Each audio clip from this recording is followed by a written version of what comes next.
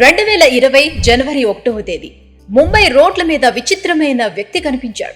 పల్లీలు అమ్మే వ్యక్తిని పట్టుకున్నాడు. రోజుకు ఎంత సంపాదిస్తావు అని ప్రశ్న వేశాడు. టాక్సీ కారు నడిపే వ్యక్తిని పట్టుకున్నాడు. రోజుకి ఎంత మిగులుతుంది నీకు అని అడిగాడు.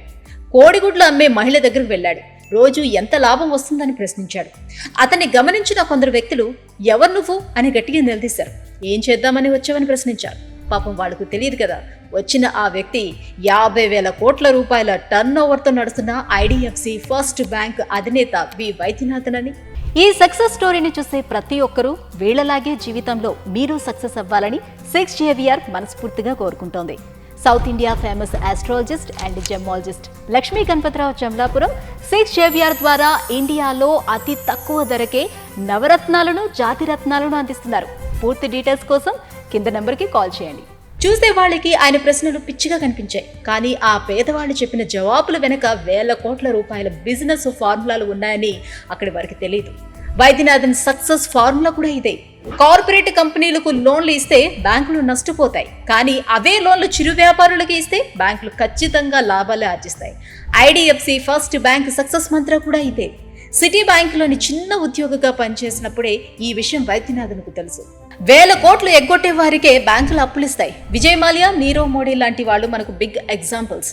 మన చుట్టూ ఉండే బ్యాంకులు ఇప్పటికీ వాళ్లకు లోన్లు అత్యంత సులభంగా ఇస్తాయనే ఫీలింగ్ ప్రతి సామాన్యుడిలోనే ఉంది. కార్పొరేట్ ఉచ్చులో పడితే బ్యాంకులు దివాళా తీస్తాయనే పాయింట్ను గట్టిగా పట్టుకున్నారు వైద్యనాథన్. సిటీ బ్యాంక్లో సాధారణ ఉద్యోగి నుంచి ఐడిఎఫ్సి ఫస్ట్ లాంటి పెద్ద బ్యాంకును స్థాపించేదాకా వెళ్ళాడు. మనలో చాలా మంది చదువుకున్నది ఒకటి, ఉద్యోగం మరొకటి చేసేవాళ్ళు చాలా మంది ఉంటారు. వైద్యనాథన్ కూడా మన గ్యాంగ్లో మెంబరే.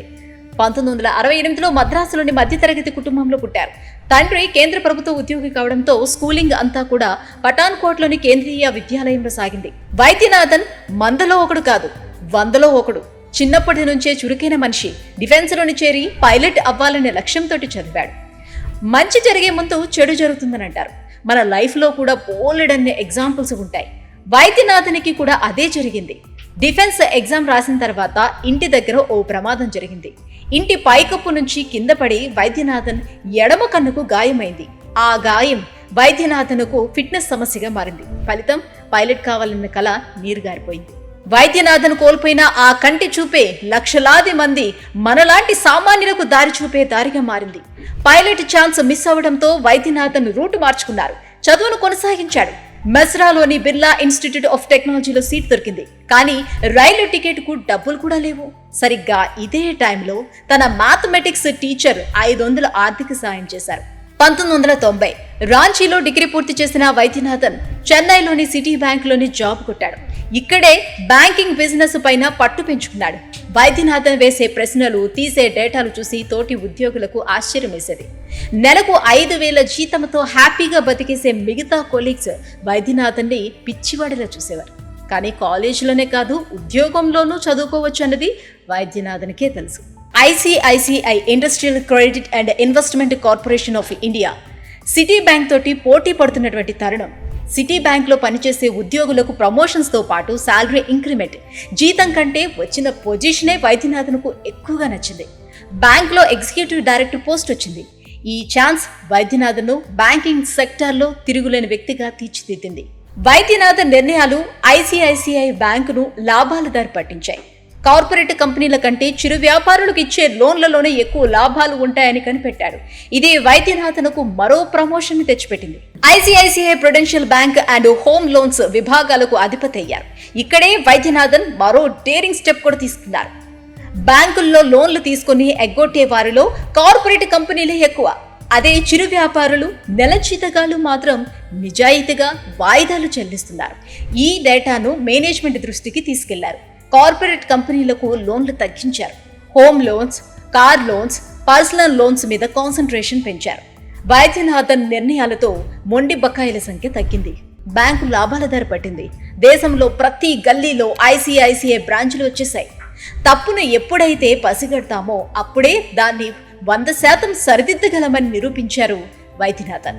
Time to time decisions ICICI బ్యాంకుకు మాత్రమే కాదు, వైద్యనాథన్కు కూడా క్రెడిట్ లెవెల్స్ ని పెంచాయి. ఇతర గ్రూపుల నుంచి పెద్ద పెద్ద ఆఫర్లను తీసుకొచ్చాయి. మళ్ళీ రైట్ టైంలో రైట్ డెసిషన్ తీసుకున్నారు వైద్యనాథన్. బిగ్ బజార్ అధినేత కిషోర్ బియానీ నడుపుతున్న ఫ్యూచర్ క్యాపిటల్ హోల్డింగ్స్ అనే NBFCలో చేరారు. ఉద్యోగంతో పాటు 10% కంపెనీలో వాటా కూడా ఇచ్చారు. ICICI ఎలా నష్టపోయిందో ఫ్యూచర్ క్యాపిటల్ కూడా అలాగే నష్టాలు బారిన పడింది. కార్పొరేట్ కంపెనీలకు ఇచ్చే వేల కోట్ల అప్పులు మొండి బకాయిలుగా మారాయి. నమ్మకం ఉన్న చోట ఖచ్చితంగా విజయం కూడా ఉంటుంది. వైద్యనాథన్ లైఫ్లో అదే జరిగింది. లాభాల్లోకి వచ్చిన ICICI లాంటి కంపెనీలను వదిలేసి నష్టాల్లో ఉన్న కంపెనీల్లోని షేర్లు కొనడం ఏంటి? వైద్యనాథన్ వైపు అందరూ విచిత్రంగా చూస్తారు. అతను మాత్రం ధైర్యంగా అడుగు ముందుకేశారు. కాకపోతే ఫ్యూచర్ క్యాపిటల్లో 10% వాటాకు 78 కోట్ల రూపాయల డబ్బు కావాలి. అందుకోసం మొత్తం ఆస్తులను తాకట్టు పెట్టాడు. ఫ్యూచర్ క్యాపిటల్ని వైద్యనాథన్ పూర్తిగా నమ్మాడు. నిన్నటిదాకా ఆయన ఓ బ్యాంకులో కేవలం ఉద్యోగి. ఇప్పుడు ఫ్యూచర్ క్యాపిటల్లో భాగస్వామి. బిజినెస్ మీద మరింత దృష్టి పెట్టారు. కార్పొరేట్ లోన్లను కట్టడి చేశారు. 2010లో 30 కోట్ల నష్టాల్లో ఉన్న ఫ్యూచర్ క్యాపిటల్ 2 ఏళ్లలోపే 300 కోట్ల లాభాలకు చేరింది. వైద్యనాథన్ తీసుకొచ్చిన సంస్కరణలు ఫలించాయి. కిషోర్ బియానీ కూడా తెలివైన వ్యాపారవేత్త. నష్టాల భారాన్ని మోసిన అతను అప్పులను తగ్గించుకోవటానికి లాభాల్లోకి వచ్చిన ఫ్యూచర్ క్యాపిటల్ ని అమ్మకానికి పెట్టారు. 2012 కిషోర్ బియానీ నిర్ణయంతో వైద్యనాథన్ డీలా పడ్డారు. కానీ తెలివైనోడని మరోసారి రుజువు చేసుకున్నారు. వార్బగ్ పిన్కాస్ అనే US బేస్డ్ ప్రైవేట్ ఈక్విటీ కంపెనీని పట్టుకున్నాడు. కిషోర్ బియానీ వాటాను 800 కోట్లకు కొనిపించాడు. కంపెనీ పేరును క్యాపిటల్ ఫస్ట్ గా మార్చారు. కార్పొరేట్ కంపెనీలను పక్కన పెట్టి MSMEలు, చిరు వ్యాపారులకు ఫైనాన్స్ సపోర్ట్ చేశారు. 10 ఏళ్లలోనే 8,000 కోట్ల లాభాన్ని ఆర్జించారు. 2015 లాభాల్లోకి వచ్చిన ఫస్ట్ క్యాపిటల్ ని NBFC నుంచి బ్యాంకుగా మార్చాలని నిర్ణయించారు. దీనికి మరో మాస్టర్ ప్లాన్ వేశారు వైద్యనాథన్. అప్పటికే కార్పొరేట్ సెక్టర్లో లోన్లు ఇచ్చి తీవ్ర నష్టాల్లో ఉన్న infrastructure development finance company IDFC బ్యాంక్తో కొలాబరేట్ అయ్యారు. ఇప్పుడు మనం చూస్తున్న IDFC ఫస్ట్ బ్యాంక్ అదే. మీరు గమనించారా లేదో, IDFC ఫస్ట్ బ్యాంక్ చిరు వ్యాపారులకే ఎక్కువగా లోన్లు ఇస్తుంది. అంతేకాదు ఇంట్లో ఫ్రిడ్జ్లు, టీవీలు, వాషింగ్ మిషన్లు కొనుగోలు చేయడానికి కన్సూమర్ లోన్లు కూడా ఇస్తుంది. కార్పొరేట్ లోన్ల కంటే IDFCలో కన్సూమర్ లోన్లే ఎక్కువ. వైద్యనాథన్ ఫార్ములా మళ్లీ వర్కౌట్ అయింది.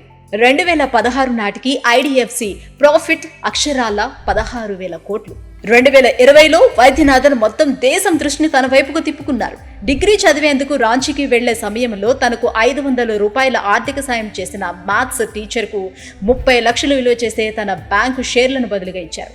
2022లో తనతో కలిసి పనిచేసిన తోటి ఉద్యోగి మరణించడంతో వారి కుటుంబానికి 5 లక్షల షేర్లు ఇచ్చాడు.